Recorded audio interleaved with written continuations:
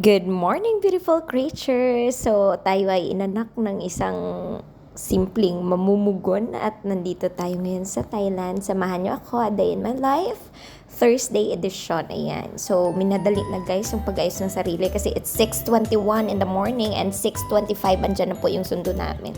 So, sideline po natin. Driver po tayo ngayon. De, joke lang. Ito po yung sundo namin. Usually, 6:25 kami sinusundo. And then, pagdating sa school po ay nasa around 6:50. So, congratulate me kasi for my 8 years of teaching, ngayon lang po ako hindi na late. Wow, wala pa akong late ever. So, ayan, gipaspasan na ko ng lakad, guys, kay gidali ragod kay para maabutan ang elevator, no? Oh, murag mga maninay kag maninoy kami di sa kasal kay very formal good ngayon kasi may event yung school. So, ayan yung artistahin namin kasama. Ayan. May lang artista na yan siya dito sa Thailand. Sa dami niyang followers na sa TikTok. O, diba? Dito na kami sa office. O, apakalinis ng table ko. Halata wala tayong trabaho dito. Char lang. Sinasabi ko sa inyo, guys. So, dito na mag-uumpisa ang trabaho natin. Yaks, kunwari may mga visual aids, pero yung totoo guys, mas marami pa yan ditong pagpapaganda. Tingnan nyo, murag aswang tayo di. Ayan, sa sobrahan na guys kapag wapa, na late, na good magbaba, nag-start na yung flag ceremony. So nasa 7:50 nagsa-start yung flag ceremony namin. So pas kayo day, baba na, pa sa 3rd floor. Oh, pagwapaliwat na, mo gini kong babahe. Pila na kabeses na sige sa pang espiyo.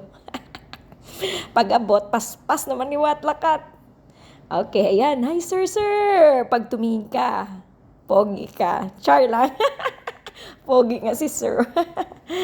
Ayan, guys. So, nagbatian na sila sa Wadi Kapi. Sa Wadi Kanong. Ibig sabihin nun, hello, kuya. Hello, nakababata. So, yun guys. Tapos, lilipat na kami dito sa covered court namin. Kasi dito, isi-celebrate yung parang honoring siya guys sa mga teachers, mga Thai teachers. So, yan. O, diba? Kami dito lang sa gilid. Saktong audience at tagapalakpak kami ngayon. And of course, marami kaming hindi naiintindihan dyan kasi puro mga sa Thai language yung pananalita. And then, may mga intermission numbers sila to entertain the teachers. Diba? Ang cute ng mga bata. And this one, I really like this little girl. Ang galing niya sumaya. Beautiful pa kayo. So pretty. Sana all, no? Ganyan ka. Kagaling sayaw. Ayan, kinilig tayo sa mga something sweet na binigay ng ating mga students. And of course, hindi mawawala ito. Sobrang na-amaze kami kasi hindi namin in-expect na sasama sa amin yung assistant manager namin na pure Thai. O, diba? As if walang iniisip. At dito na guys, magsisimula ang totoong madugong labanan.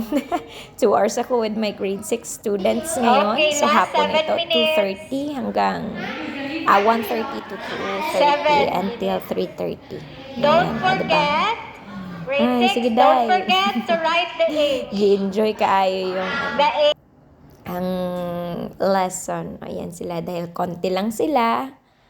Very manageable yung kanilang class and so far mabilis silang nakakaintindi kasi mostly sa kanila is marunong na talaga makipag-communicate through English. So ayan yun, diba? Dinaig pa yung may demo ba? Prepare si Lola mo. May PowerPoint presentation pictures. So, doon lang guys, tapos na. O, diba? Fresh pa rin tayong uuwi nito. And of course, isa to sa mga favorite ko palagi na titingnan. Kapag kapauwi na ako, ayan, yung sa baba guys. Yan, na-place siya na ginaganapan daw ng mga important events, sabi ng assistant manager namin. So, ayan, dito na po nagtatapos. Salamat sa panunood. So, time check, it's 4 p.m. So, uwi na kaagad. Bye!